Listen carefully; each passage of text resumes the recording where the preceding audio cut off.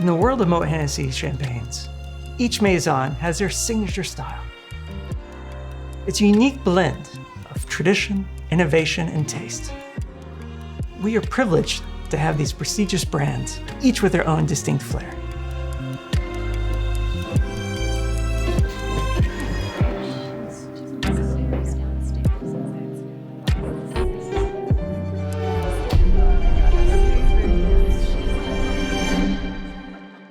This?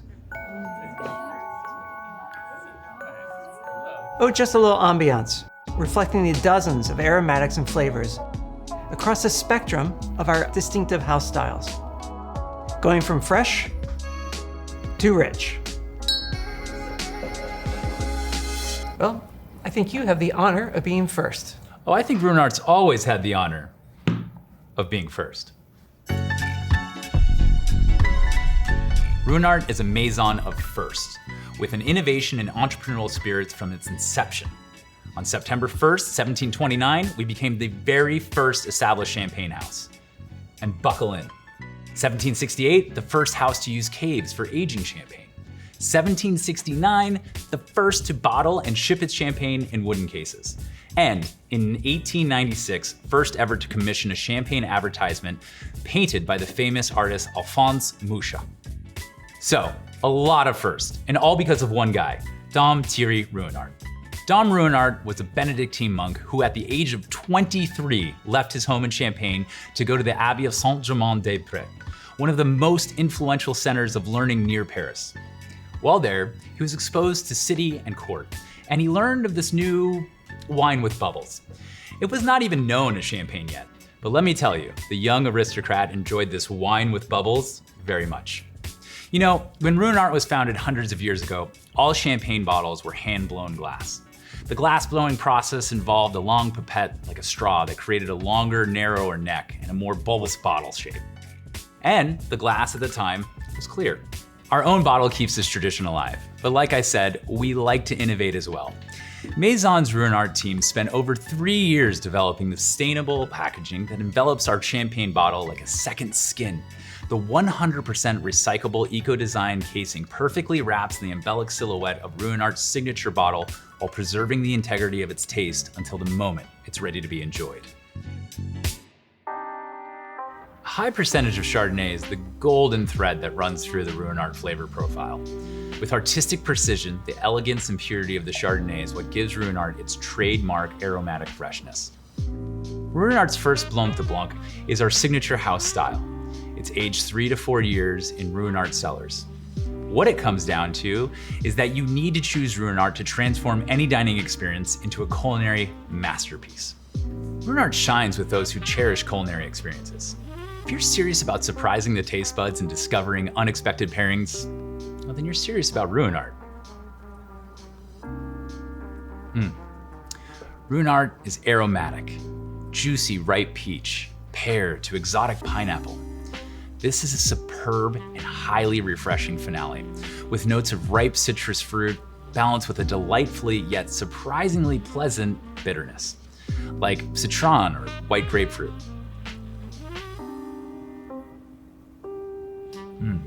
The palate, Ruinart is fresh, round, and unexpectedly sensual.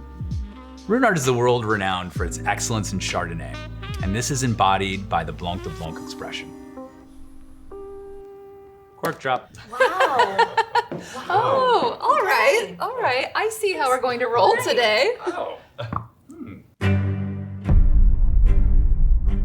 You know, Napoleon was a big fan of Moët Chandon. He once said, in victory you deserve champagne, and in defeat you need it. May I pour you all a glass? Okay. That's cute. I'm happy to share. Sharing the magic of champagne with the world is the quintessence of Moët Chandon.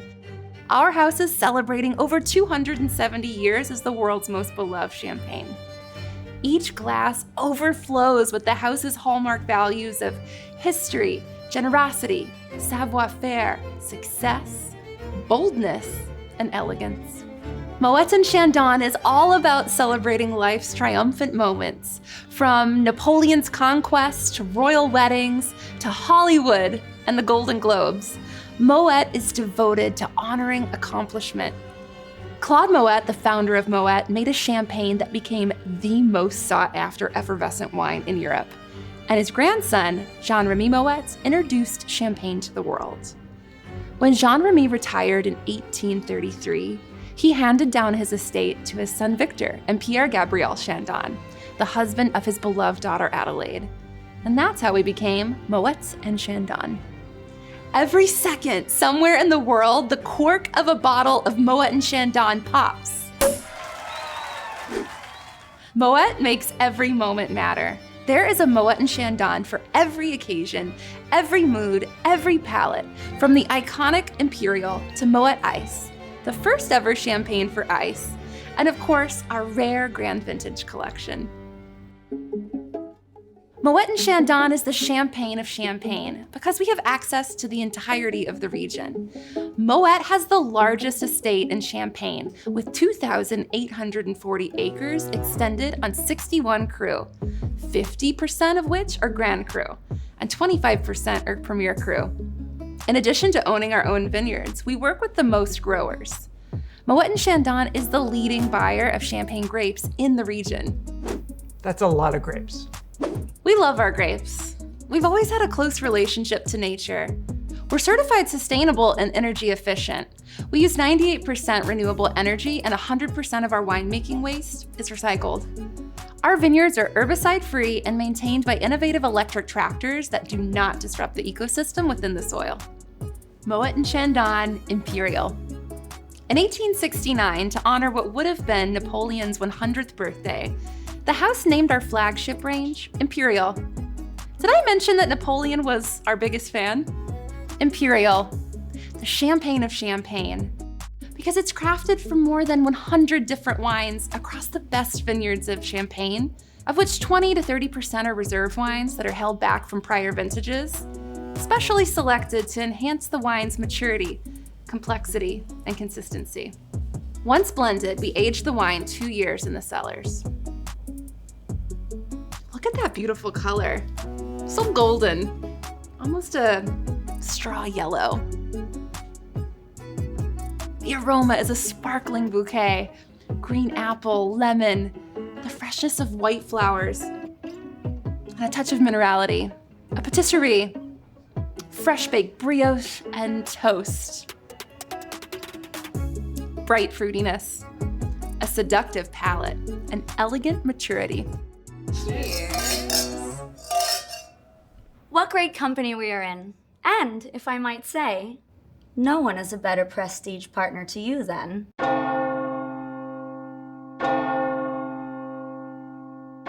Dom Pérignon. In my humble opinion, of course. In the 17th century, Benedict monk Dom Pierre Pérignon declared his intention to make the best wine in the world. Now, as a monk, he believed that hard work brought one closer to the divine. Hence, he wouldn't settle for anything less than the best. Well, here you go. Dom Pérignon, the monk that is, broke away from century-old methods. He developed revolutionary techniques for viticulture and winemaking based on precise rules. That's one vintage with strong and detailed constraints that drive the rarity of the wine. Now, a Dom Pérignon lover is accomplished and never satisfied. It was served in Versailles to kings and queens. Well, today the legacy of Dom Pérignon continues. Thrill seekers, perfectionists, those of us who have a timeless style and are not just about fashion in the moment.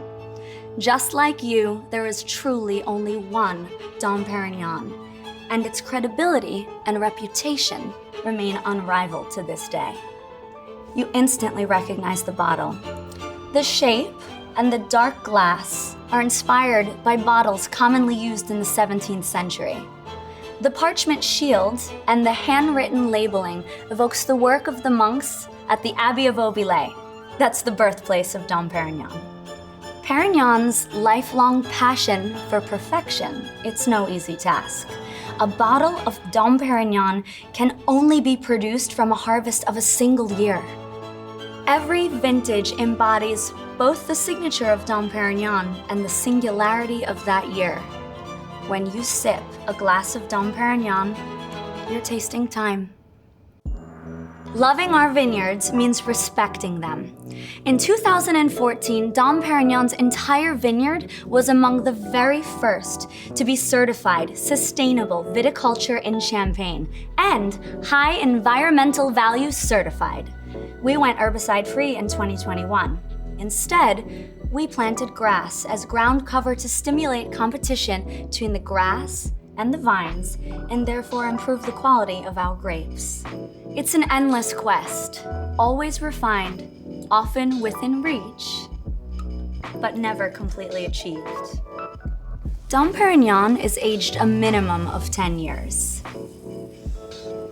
Eucalyptus, mint, plums, apricot, licorice sticks, and finally a saline and toasty hue. Mouthfeel, it's elegant. The finish is dominated by a salinity that leaves a deep sensation of consistency. We understand at Dom Pérignon that the perfect harmony of luxury is talented humility and a raw appreciation for nature. It's an experience. Don't you think, Grace? Absolutely. And speaking of experiences, what about a Solaire experience? Ready to shed some light on Veuve Clicquot? Beautiful, isn't it? Simple, but a history that is anything but simple. The House of Clicquot was founded in 1772 by the family Clicquot. The maison passed hands from father to son, Francois Clicquot. But in 1805, Francois unexpectedly passed away, leaving the entire enterprise to his 27-year-old wife, Madame Clicquot. Veuve, it means widow. But destiny wasn't done with Madame Clicquot. The widow was passionate about quality and purchased only the best vineyard plots. It turned out she was also a bold and innovative leader, inventing the world's first recorded vintage champagne. She even invented the first riddling table, which guarantees a crystal clear wine. This process continues to be used today. Let me tell you, her work did not go unnoticed. The Queen of England bestowed her highest honor to Madame Clicquot and her champagne by granting the royal warrant seen on the neck of the bottle. And when vineyard ratings were established in 1927, her foresight in regard to quality was validated. 95% of Veuve Clicquot vineyard holdings are rated Grand or Premier Cru, which are the highest vineyard ratings available and are based on the quality of the grapes grown. Today, Veuve Clicquot continues its journey in innovation and quality toward an eco-yellow sustainable future. All packaging is now eco-designed. There are recycling, rainwater recovery, and renewable energy programs all in effect, and our vineyards are 100% herbicide-free. In 2015, we even invented the first champagne packaging created from the skins of the grape. Game-changing. Our yellow label. Created in 1877, more than 140 years ago, this iconic yellow label, now one of the most recognizable colors in culture, continues to represent both the house's heritage and its daring audacity. You will find Veuve anywhere there is joy, optimism, and a desire for the luxe things in life. Veuve Clicquot Yellow Label manages to reconcile two opposing factors, strength and silkiness, and hold them in perfect balance with aromatic intensity and freshness. In one bottle, you can taste a blend of 50 to 60 cru. Veuve is all about the power of Pinot with a Solaire mindset. It's aged for 3 years in the cellar, fairly dry, not sweet. The aromas are bright, toasty like vanilla rays of sunshine. Initially, there are fruity aromas, such as white fruits and raisins, then vanilla and toasty brioche. You're hit with immediate joy. First, a streak of minerality.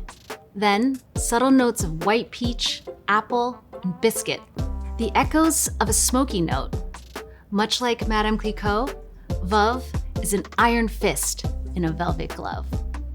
During an era when women were excluded from the business world, Madame Clicquot dared to assume the head of her company, a role she undertook with passion and determination.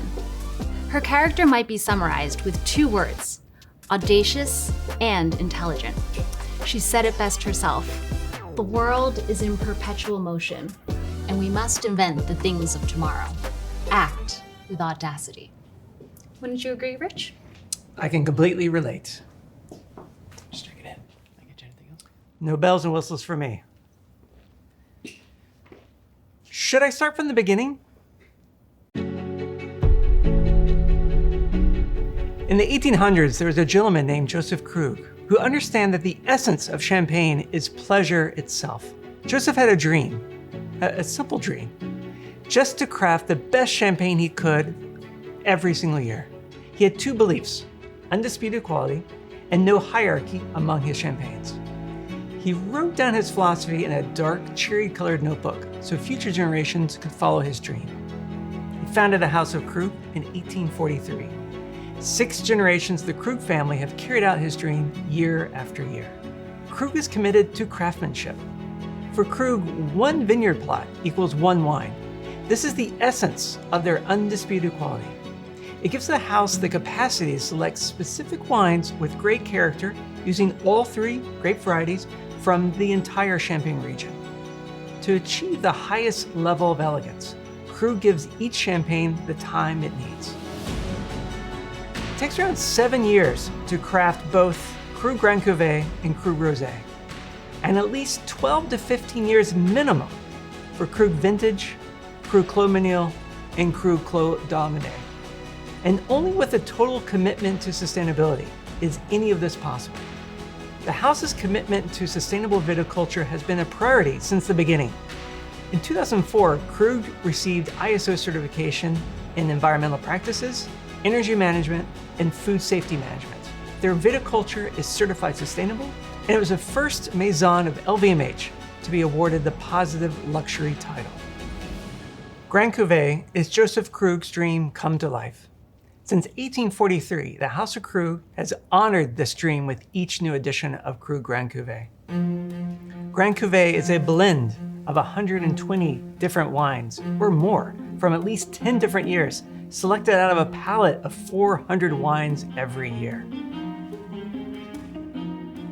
There's a light golden color, fine vivacious bubbles. On the nose, floral, flowers that just bloomed, ripe and dried citrus fruits, marzipan, gingerbread. You get those same marzipan, gingerbread notes on the palate, but grilled notes and flavors of almond paste and quince, dried fruits, and a little bit of lemon zest. Now follow me on this. Champagne is like music. Each plot of vines is a musician, and its cellar master is a conductor. And anyone can enjoy music, right? Anyone can find something that sings to them. Joseph Krug believed the fullness of flavors and aromas of each Krug champagne would ensure that we all find something within it to stir our senses. And what did you find, Rich? Connection, community. Champagne is a state of mind. Krug is all about pleasure. And Joseph Krug knew that was important. He said once, "The true essence of champagne is pleasure itself." I'll drink to that. Me too. In fact, there are good ships and wood ships and ships that sail the sea. But the best ships are friendships. May they always be. Cheers. Cheers. So I have to tell you, I love your